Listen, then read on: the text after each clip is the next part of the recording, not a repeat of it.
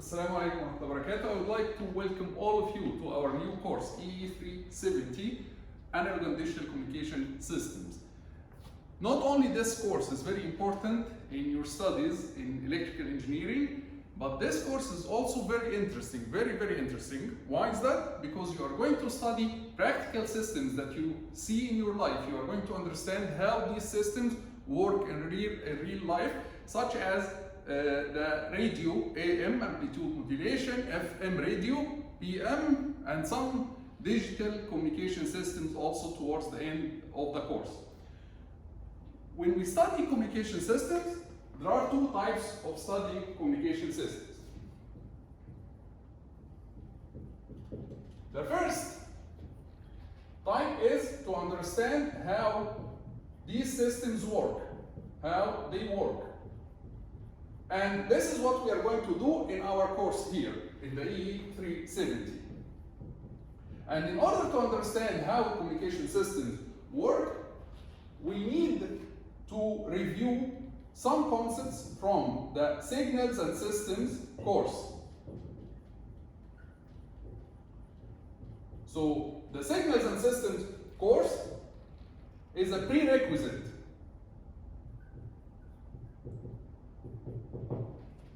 In particular, we need to review some basic concepts like the signal transformation in time, signal transformation in amplitude, and the mixture between them. You need to review that. You need to review Fourier series because you will need it in many parts in our course. And most importantly, you will need to review Fourier transform because our course is completely based on Fourier transform. So without reviewing these concepts, you will suffer in understanding the material of our course. So the most important step to do now in the first 2 weeks of our course, and this is what I'm going to refer you to do in the first 2 weeks, is to review these concepts: signal transformation, Fourier series, and Fourier transform. This is in order to be able to study our course, which is how communication systems work. The second part of understanding communication systems is to study how they perform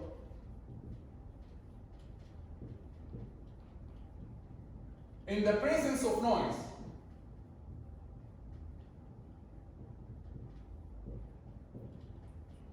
And what's noise? Noise is just any undesired signal. Any undesired signal.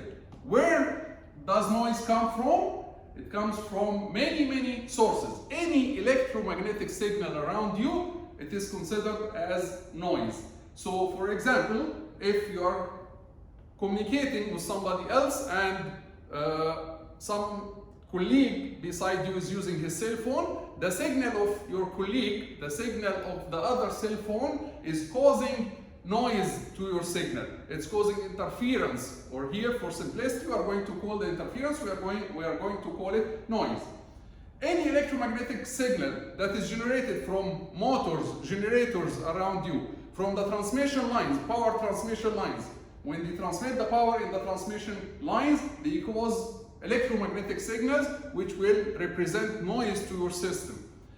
There is also a type of noise called thermal noise, which is generated internally in the electronics of your receiver, in the electronics of your devices. So when these electronics, these chips inside the receiver heat up, the electrons will move in a random manner. This movement, this random movement of the electrons inside the chips, inside your receiver, they will cause electromagnetic waves, undesired electromagnetic waves, which we can consider as noise. Okay? So noise has many sources. Okay? And we can here, for simplicity, we can call any undesired signal as noise. So the second part of studying communication systems is to study how communication systems perform in the presence of noise. And because noise is random, you will need to have good background in probability and random variables. So that's why you need to study probability and random variables and also random processes. Okay, and this is in King Fahd University Petroleum and Minerals. This is provided in the course EE 315. So this is a prerequisite for studying how we perform in the presence of noise. Where is the course where you study how the communication systems perform in the presence of noise? This is an advanced course of communications. It's called here EE 417. This is the course where you study how communication systems perform in the presence of noise. But the prerequisite for it is the probability, random variables, and random processes. Okay, so this is basically the study of communication systems for undergraduate studies.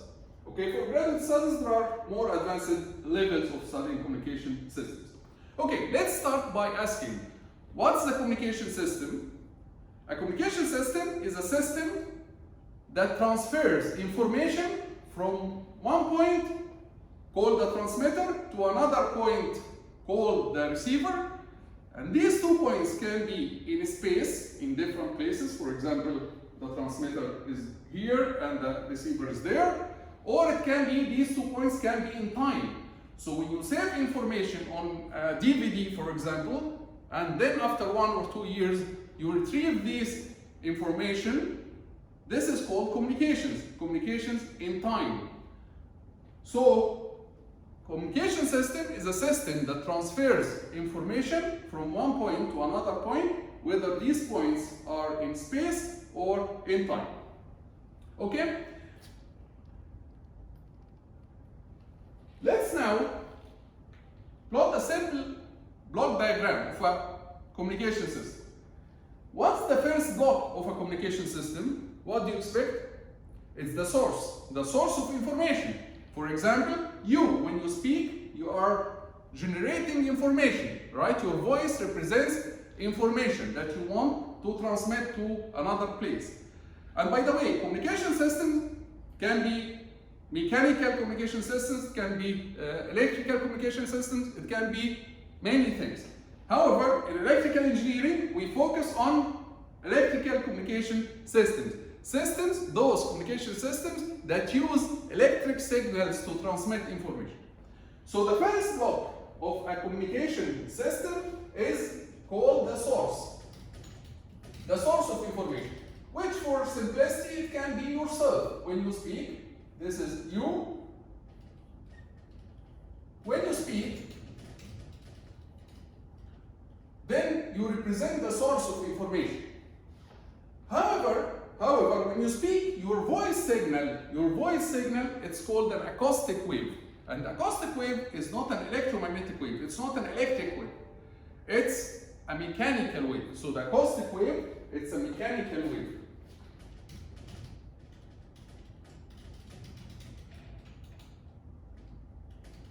But since we are talking about electrical engineering, electric communication system, then we need to transform this acoustic wave into an electric signal.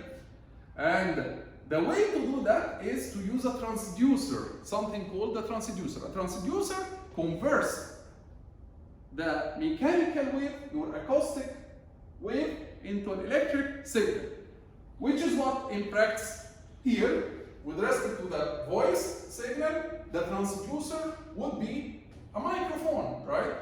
So in general, we need a transducer. The transducer converts the acoustic wave into an electric signal, right? For example, it can be a microphone if you are talking about voice signals. So the way to convert the acoustic wave, the voice, to an electric signal is a microphone. What else can be considered as a transducer? Any kind of sensor that converts temperature, for example, temperature sensor, it converts temperature into an electric signal. What else? An obvious transducer? A camera. A camera converts light, the picture or the video that you are taking as your source here when you picture using your phone camera, okay? It's a light. The picture is just light coming to the camera. And the camera converts the light into an electric signal. So the camera is considered as a transducer that transforms light into an electric signal. Any kind of sensor here that converts to an electric signal can be considered as a transducer. Once you converted the information into an electric signal, unfortunately, you cannot transmit this electric signal directly. Why is that? Because of many reasons. The first reason is, usually, let's consider your voice signal. Your voice signal usually takes frequencies. So this is your voice signal. Your voice signal usually exists in the range between 0 to 4 kilohertz. So this is your voice signal. Those people who studied the antenna theory, the electromagnetic theory, they know that the antenna length, if you want to transmit this signal directly, the antenna length is proportional to lambda over 2, the wavelength of your signal divided by 2. Which is what? Lambda over 2 is, lambda is c, the speed of light, over f, right? So c over 2f. Now let's assume that you are going to transmit your voice signal directly on a wireless channel. And let's try to calculate the length of the antenna in this case. If you want to transmit your voice signal directly on a wireless channel, then the length of the antenna is going to be proportional to c, the speed of light, 3 10 to the power 8 meter per second, divided by 2. And the frequency, let's take the frequency here for simplicity to be 3 kilohertz. This will give you 10 to the power 5 divided by 2. So it's going to be 50,000 meter or 50 kilometer. So in order to transmit your voice directly on the channel, you need an antenna length of 50 kilometers. Is that possible? Is that possible? Practically speaking, it's impossible. Because this is your cell phone, it's impossible to have a cell phone like this and an antenna of 50 kilometers, right? It's funny.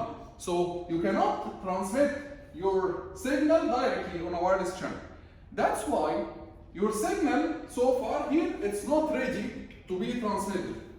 It's not ready to be transmitted. In order to make it ready, you need to modify it a little bit. That's why they pass it through something called the transmitter. The transmitter, this block, is responsible to change your signal and make it ready for transmission. And basically, the basic change here is that it increases the frequency. It shifts your signal to a very high frequency.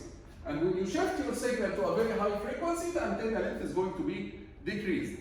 This is what we call modulation. So the transmitter basically is going to do something called modulation. Basically, the purpose of the transmitter is to shift your signal to a high frequency so that the antenna length is small. And not only that, this is not the only problem. The second problem is, assume that this is your voice signal and my voice signal will be in the same range. So this is yours, the black one is yours. My voice signal, I'm talking and you are talking, and my voice signal is the red one. If we both try to transmit them together, imagine that we can transmit them directly. If I transmit my voice direct and you transmit your voice direct, both of them is in the same range from 0 to 4 kilohertz. What is going to happen at the receiver? At the receiver, both of them, they are going to be received in the same range and they are going to interfere with each other. So the receiver, when the receiver tries to listen, it will listen to both signals together, like news and sports channel interfere in the same frequency range, so he will not be able to understand anything, right? So it's important when we do modulation, when we shift our signal to a high frequency range, it's useful also to shift your signal, the black one, to a certain frequency range, to a high frequency, and my signal, the red one, I'm going to shift it to a different frequency. So my signal is going to be here at F2, shifted around F2, and your signal is going to be shifted at F1. And this is another benefit, another advantage of doing modulation. So modulation basically shifts the signal, the baseband signal. This is what we call baseband signal, because it exists usually in the low frequency, and this is usually the case. The information signal, the signal coming from the source, is usually in the baseband, in the low frequency range. The transmitter or the modulation process, it shifts these signals, the baseband signals, to a high frequency range, and this will have two benefits. The first benefit is the antenna length is going to be small because you increase the frequency very much.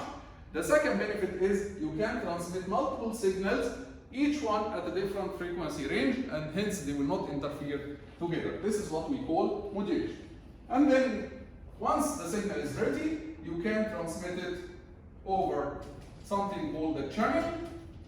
And the channel here is the medium where we transmit our signal. The channel can be cable, coaxial cable, it can be the air. If we are talking about wireless communications, it can be fiber optics, it can be any channel, any medium that we transmit our signal through. And then your signal will go through the channel, and the other side is going to be received, and we are going to pass it through something called the receiver. And the receiver, what do you expect that the receiver will do? Here in the transmitter, we changed our signal, right? We raised it to a high frequency. So the receiver will do the opposite to what the transmitter did. It will reverse the processing that has been done here. So it will do something called demodulation. It will retrieve our signal back to its original form. So the receiver, after receiving the signal, it will retrieve the signal back to its original form. And then once you demodulate your signal, you retrieve it, you can listen to it through a speaker, or you can watch it on a TV, or whatever medium you use to see your or listen to your signal. So this is a very basic block diagram. This is what we call the destination. Of course, here there is a person watching.